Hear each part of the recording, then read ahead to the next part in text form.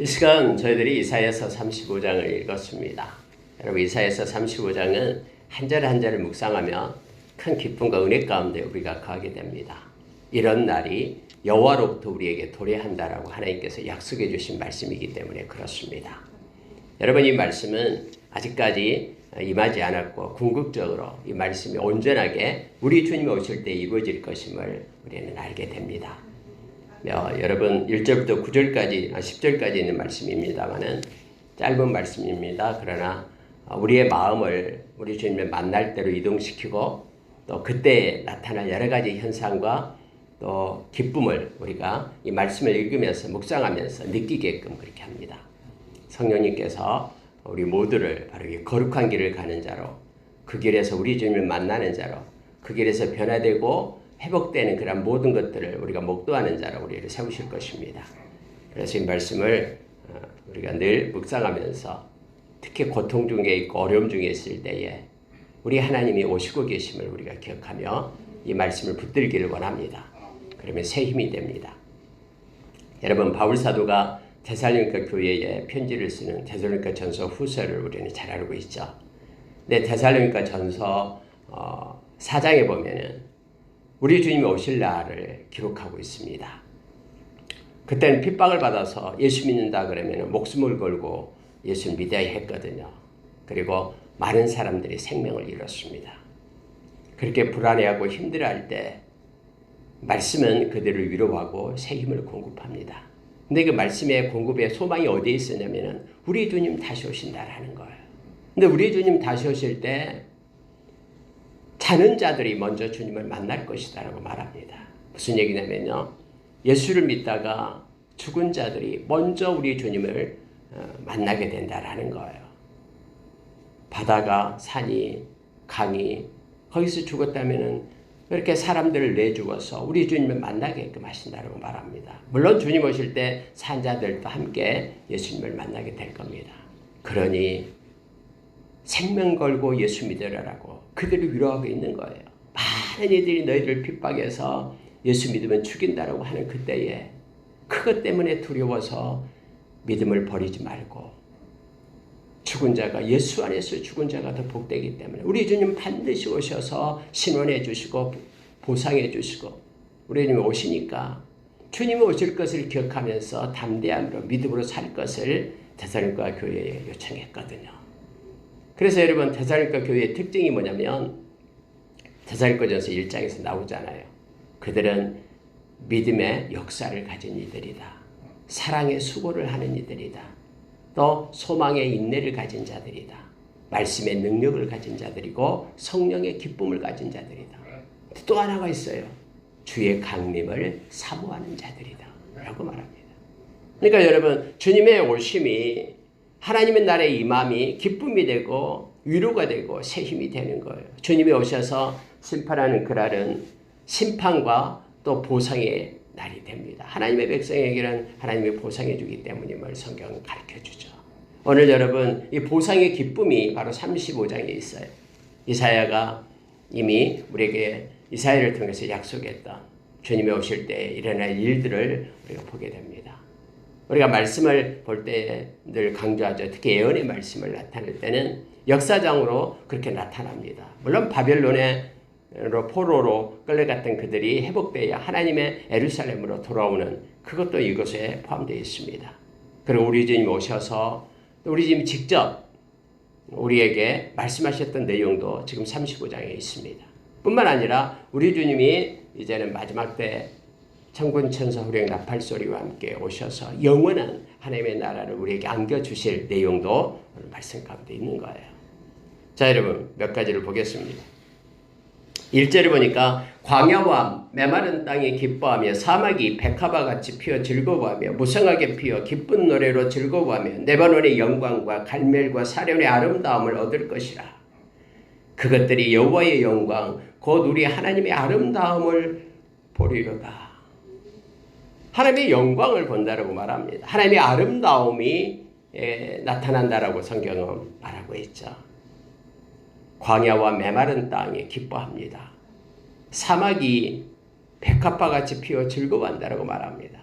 여러분 여기서 광야와 메마른 땅, 사막은 지금 막막하고 힘들고 고난 가운데 있고 어려움 가운데 있는 것들을 나타내는 내용이죠. 근데 하나님의 영광이 나타날 때, 하나님의 아름다움이 나타날 때 모든 것들이 회복됨을 말하고 있는 것입니다. 하나님이 오셔서, 우리 주님이 오셔서 하나님의 나라와 새 예루살렘을 하나님은 세우시고 우리로 하여금 영원한 그 나라의 백성으로, 그 하나님의 자녀로 상속받게 하신다라는 걸 우리는 잘 압니다. 로마서 8장에서 우리에게 가르쳐주고요. 또 요한복음 14장에서 예수님이 친히 약속하셨던 것이죠. 그럼 그렇게 될 때는 아무리 광야와 같고 메마른 땅과 같고 사막과 같이 푸석거리고 생명이 없는 그러한, 또 이제는 끝났다라고 하는 그러한 상황과 환경, 어려운 가운데에서도 우리 주님이 오시면 다 회복을 주신다라고 지금 위로하고 있는 것입니다. 주님은 우리에게 기쁨을 주셔서 또 사막에 백합화가 피는 것처럼 너무너무 즐거워서 그 바싹 마른 쩍쩍 갈라지는 그 메마른 땅 위에 우리 주님이 오셔서 생명수가 흐르게 하시고 아름다운 꽃으로 피게끔, 마치 여러분 우리 요한계시록 22장을 읽는 것 같잖아요. 생명수강이 흘러가고 좌우에 생명나무들이 있고 12가지 열매를 맺으면서 그 이파리가 모든 민족을 치유하고 회복하는 그런 때가 있음을 요한계시록 22장에서 가르쳐 주잖아요. 근데 여러분 여기서도 동일하게 하나님의 영광이 나타나는 것 때 하나님의 아름다움이 모든 곳에 회복시키면서 새롭게 하실 것이다라고 이사야는 하나님의 이사야의 눈을 열어서 보게 했거든요. 그래서 이것을 지금 우리에게 전달하고 있는 것입니다. 그러면서 우리로 하여금 3절에요. 이걸 묵상하고 하나님 말씀에 이 약속을 붙드는 사람들은 세 가지를 얘기합니다. 너희는 약한 손을 강하게 하며 떨리는 무릎을 굳게 하며 겁내는 자들에게 이르기를 굳세어라, 두려워하지 말라. 보라, 너희 하나님이 오사 보복하시며 갚아주실 것이라.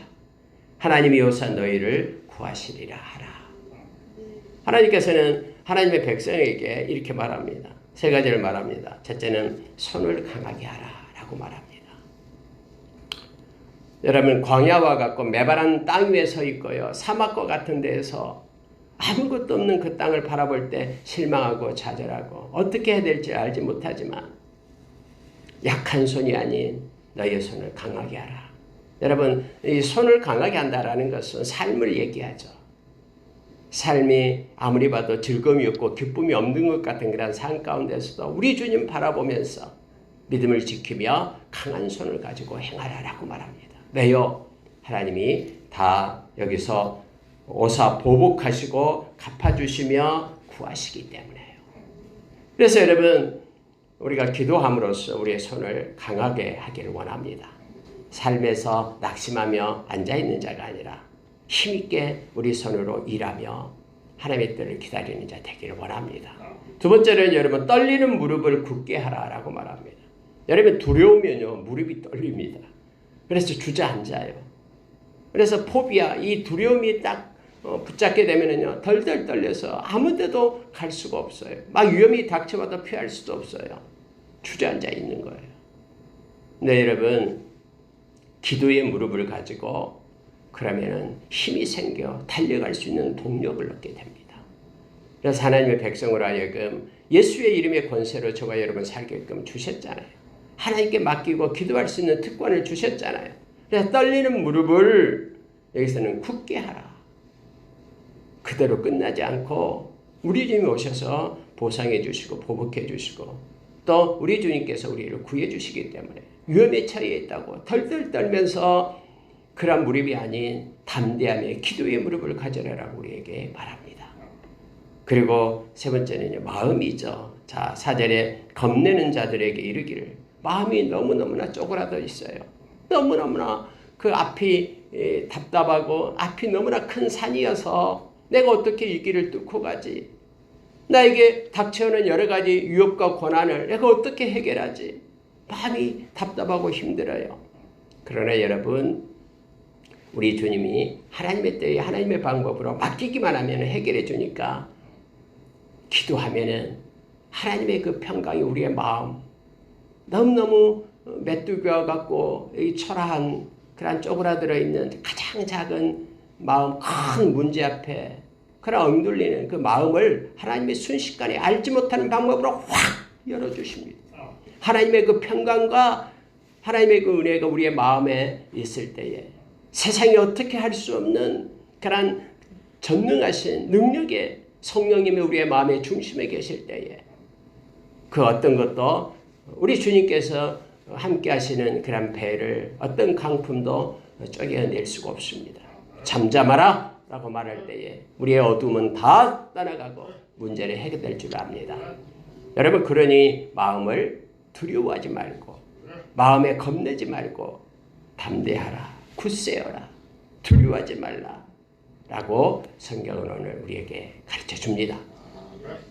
그러면 여러분, 너희 하나님이 오실 것이다. 보복하시며 갚아주실 것이다. 하나님이 오사 너희를 구하시리라.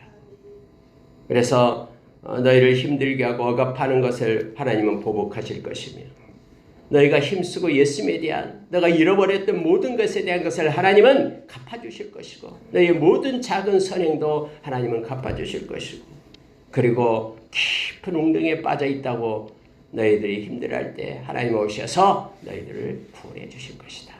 그러니 손에 힘을 얻고 무릎을 굳게 하고 마음을 담대하라 라고 이사야 선지자는 우리에게 말씀해 줍니다. 여러분, 우리가 잘 아는 요한계시록 22장에 보면은요, 12절 이하에 보면은 우리 주님께서 지금 우리를 위하여 달려오고 있다라고 표현하고 있죠. 요한 사도는요. 근데 주님이 그냥 오신 게 아니시고 그의 손에는 상을 가지고 오신다라고 말합니다. 그래서 하나님, 우리 주님은 다 갚아주겠다. 그러니 선한 일을 행하되 끝까지 포기하지 말고 행하라라고 말합니다. 여러분, 선한 일이 뭡니까? 하나님의 일이 뭡니까? 예수 그리스도를 믿는 것이에요. 요한복음 6장에서 우리에게 가르쳐 주잖아요. 6장 29절 이하에서요. 예수 그리스도를 믿는 것이 곧 하나님의 일이다라고 말합니다. 우리가 주님을 믿고 믿음을 지켜나가는 거, 여기에 대한 보상이 있다라고 베드로사도는 베드로전서 1장 7절에서 말해주죠. 주님이 다 갚아줘요. 상을 가지고 오셔서 영광과 존귀와 우리에게 칭찬을 주신다라고 말씀합니다. 자, 여러분 5절에 이하에 보십시오. 그때에 우리 주님이 오신 그때, 회복의 때, 그때에 맹인의 눈이 밝을 것이며 못 듣는 사람의 귀가 열릴 것이며 그때에 저는 자는 사슴같이 뛸 것이며 말 못한 자의 혀는 노래하리니 이는 광야에서 물이 솟겠고 사막에서 시내가 흐를 것입니다. 여러분, 막 눈에 선하잖아요. 그토록 여러분 맹인들요 아무것도 보지 못하잖아요. 얼마나 보고 싶겠습니까? 사랑하는 사람, 또 자녀들, 아름다운 컬러가 있는 이 세상의 모든 만물들 얼마나 보고 싶겠어요. 그들의 소원이 우리 주님 오실 때 다 이루어진다라고 말합니다.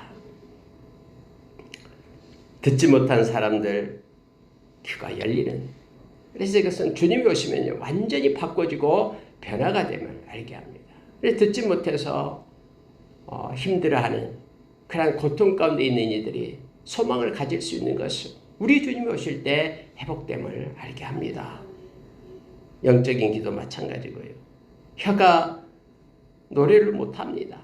근데 그 혀가 풀려서 우리 주님이 오실 때 찬양하고 경배하고 너무 좋아서 하나님께 영광을 돌리는 때가 있음을 성경은 말합니다.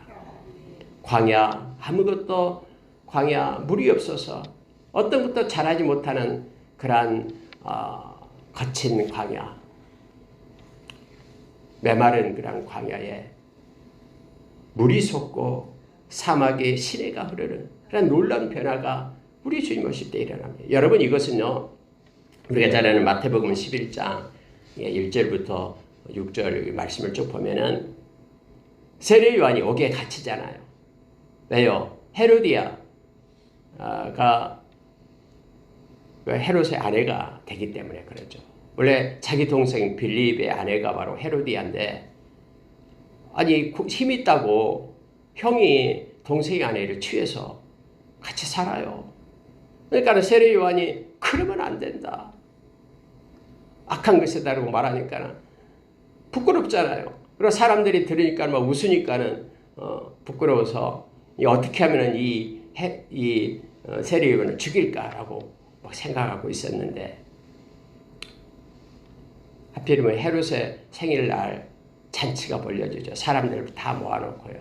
그런데 헤로디아의 딸이 춤을 춥니다. 헤로디아의 딸이 누구 딸인지를 몰라요. 성경에 나와 있지 않았기 때문에. 어쨌든 막 춤을 추니까는 이 헤롯이 헛소리를 하잖아요. 네 소원이 뭐냐? 다 주겠다. 나라의 절반이 나도 주겠다. 여러분 이 절반을 꼭 준다는 말이 아니라 이 말은 뭐든지 내가 아끼지 않고 다 주겠다. 많은 방백들이 있어요. 막 지도자들 그 지방의 군수들 다 와 있겠죠. 그러니까 갑자기 헤로디아 딸이 엄마한테 가서 근데 무슨 선물을 원하죠? 하니까 헤로디아가 옳지 잘 됐다. 헤롯의 목을 원해라.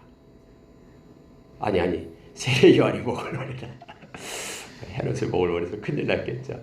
세례를 목을 원해라 하는 거예요. 근데 여러분 와서 소원이 뭐냐 하니까는 다 주겠다 하니까는 지금 옥에 갇혀 있는 세례 요한의 목을 주십시오 하는 거예요. 이야 정말. 그러니까 이제 말은 해놨겠다. 사람들의 눈치 때문에. 실은 헤롯은요 이 세례 요한을 두려워하고 있었거든요. 왜? 옳은 말을 하니까. 그런데 그 목을 원한다 하니까는 막 고민을 하다가 그때 여러분 사람을 두려워해서 자기 했던 말 때문에 올무가 되어 세례 요한의 목을 베라라고 하잖아요. 그래서 세례 요한이 목을 베가지고 수반에 담아다가 목을 들고 헤로디아 딸에게 주잖아요. 헤로디아 딸 헤로디아에게 갖다 주고요. 그렇게 되기 전에 세례 요한이 지금 옥에 갇혔을 때예요. 옥에 갇혔을 때에 바로 마태복음 11장의 내용이 나와요. 이 세례 요한이 가만히 생각하니까는 이상하거든요. 아니 하나님께서 예수 그리스도가 세례받으러 올 때에 눈을 열어서 세상죄를 지고 가는 어린 양을 보라라고 이 사람이 바로 그리스도라라고 그렇게 외치게끔 했는데 그러면 이제 예수님이 왔으면 세상이 완전히 뭔가 좀 바꿔져 가지고 악한 자가 이제는 벌을 받고 정직한 자들이 그렇게 영광을 얻는 때가 와야 되지 않습니까? 그리고 내가 그렇게 예수님이 오실 길을 준비하고 외쳤는데 지금 세례 요한이 어디에 있습니까? 내가 지금 옥에 있지 않습니까? 아무리 기다려도 옥이 열릴 것 같지 않거든요. 그래서 곰곰이 생각하다가 야 진짜 예수님 맞아? 진짜 예수님이 그리스도 맞아? 하면서 자기 제자들을 보내가지고 예수님한테 말하는 거예요. 예수님 진짜 당신이 그리스도 맞습니까? 아니면은 우리가 그리스도를 기다려야 됩니까?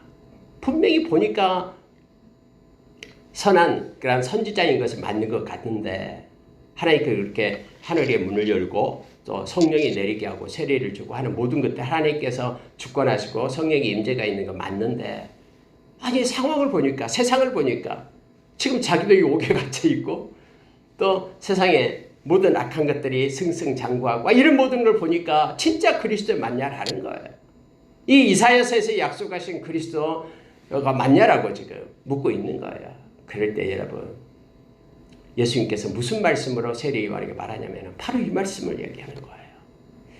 이사야를 통해서 말씀하셨던 이 35장 이 5절을 가지고 말하는 거예요. 그들로 하여금 보라 하라. 맹인의 눈이 밝고 못 듣는 자가 듣고 저는 자가 사슴같이 뛰고 말 못하는 혀가 노래하고 광야에서 물을 쏟고 사막에서 시내가 흐를 그것이 지금 성취된 것을 보라라고 세례 요한의 제자에게 이 말을 줍니다. 그래서 이 말을 들고 세례 요한에 가서 제자가 전달했겠죠. 이 말은요. 여기서 약속한 이사야에서 약속한 이 그리스도가 바로 나타나는 거예요. 예수 그리스도가. 세례 요한에게 이렇게 전달해 줍니다. 물론 세례 요한은요. 그렇게 헤롯에 의해서 헤롯의 딸의 요구에 의해서 목이 날아가고 선물로 헤로디아에게 줬어요. 여러분 우리는 어떻게 생각해요? 하나님이 좀 막아주시지 하나님이 쫙 나타나가지고 안 돼 하면서 하나님이 세례 요한 좀 막아주시지 이런 읽으면서 그런 생각이 많이 들 적이 있었습니다. 여러분 그러나요? 하나님께서는 언제나 그렇죠. 이 죽음을 그렇게 하나님은 그렇게 막 굉장하게 보지 않습니다. 왜요? 하나님의 이런 금거도 아름다운 기업이 있기 때문에 그래요. 그래서 예수님의 제자 야고보도 순식간에 목 잘라서 죽잖아요. 예수님의 제자들이 다 죽었어요. 그렇게. 물론 사도 바울도 참수형을 당해서 죽게 되고요. 예수님의 제자 베드로는 거꾸로 십자가에 못 박혀서 죽게 되고요. 십자가형을 당합니다. 그래도 참 그 바울은 로마인이라고 십자가에 못 박히지 않는 거예요. 목에 잘려서 죽게 되고요. 목이 잘려서요. 그러나 베드로는 로마인이 아니기 때문에 그렇게 힘들게 해서 죽음을 당하게 됩니다. 왜요? 이 죽음으로 끝나는 게 아닙니다. 한 번 죽는 것은 정해져 있지만 이후에는 심판이 있고 그 심판의 때에 오늘 말씀처럼 하나님의 백성들은 이렇게 보상의 날 하나님께서 우리에게 회복시키는 날이 됨을 알게 합니다. 그래서 35장을 우리가 늘 읽고 묵상하면 우리에게 큰 은혜가 있음을 알게 합니다. 다 변합니다. 자, 7절에 보십시오. 뜨거운 사막이 변하여 못이 될 것이며 메마른 땅이 변하여 원천이 될 것이며 승냥이가 눕던 곳에 풀과 갈대와 부들이 날 것이며 풀과 갈대와 부들은요 물이 있어야 나거든요. 광야에 하나님께서 이렇게 변화시키고 회복시킴을 알게 합니다. 물론 이것은 이제 역사상으로 이제 척박한 이스라엘이 바벨론으로부터 다음에 포로 생활에서 노예에서 해방되어 예루살렘으로 올라오는 것을 나타내주고 있고요. 또 우리 주님이 아까 말씀했듯이 우리 주님이 오실 때에 이와 같이 하나님의 나라가 임하고요. 그래서 저와 여러분의 성령으로 인하여 저와 여러분의 마음 가운데 하나님의 나라가 있고 하나님을 믿는 백성으로 회복시키심을 알게 합니다. 또 이제 영원한 우리 주님이 다시 오실 때 파루시아 영원한 하나님의 나라가 새 예루살렘 성이 우리를 위하여 준비되어 있음을 보게 합니다. 여러분 8절을 읽으면 진짜 우리의 마음 가운데 위로와 힘이 됩니다. 거기에 대로가 있어 그 길을 거룩한 길이라 일컫는 바 되리니 깨끗하지 못한 자는 지나가지 못하겠고 오직 구속함을 입은 자들을 위하여 있게 될 것이라. 우매한 행위는 그 길로 다니지 못할 것이며 거기에는 사자가 없고 사람은 짐승이 그리로 올라가지 아니하므로 그것을 만나지 못하겠고 오직 구속함을 받은 자만 그리로 행할 것이며 여호와의 속량함을 받은 자들이 돌아오되. 여러분 하나님께서는 대로를 내시겠다고 말합니다. 우리 주님 오셔서요 대로를 내셨어요. 우리가 히브리서 10장 19절 20절에요. 예수님께서 그렇게 말씀하셨죠. 이 히브리서 9장에 그렇게 우리에게 가르칩니다. 예수님의 육체를 쪼개서 이 말은 십자가의 죽음으로 하나님께로 이르는 살 길을 내었다. 대로를 내었다라고 말합니다. 여러분 그 전에는 하나님의 임재 가운데 즉 지성소에 들어갈 때에는 대제사장이 1년에 한 번 들어갔잖아요. 7월달에 속죄일날. 근데 휘장이 여러분 예수님이 죽으실 때 휘장이 반으로 쪼개져서 길을 열죠. 지성소에 길이 난 거예요. 예수님이 육체를 쪼개서 살 길을 내신 거예요. 그래서 예수님의 보혈을 힘있는 자들은 누구나 다 주님의 보좌 앞에 나가서 예배하고 하나님께 기도할 수 있는 특권을 얻게 된 것입니다. 여러분 여기서 보십시오. 거기에 대로가 있습니다. 근데 그 길은 거룩한 길이에요. 하나님께 속한 자들만 갈 수 있는 길이에요. 그래서 깨끗하지 못한 자, 예수의 보혈을 힘입지 못한 자는 그 길로 지나갈 수가 없어요. 죄 때문에요. 이 죄 문제가 예수님의 보혈로 해결돼야지만이 하나님의 보좌로 들어가는 거룩한 무리들 가운데 우리가 있게 되는 거예요.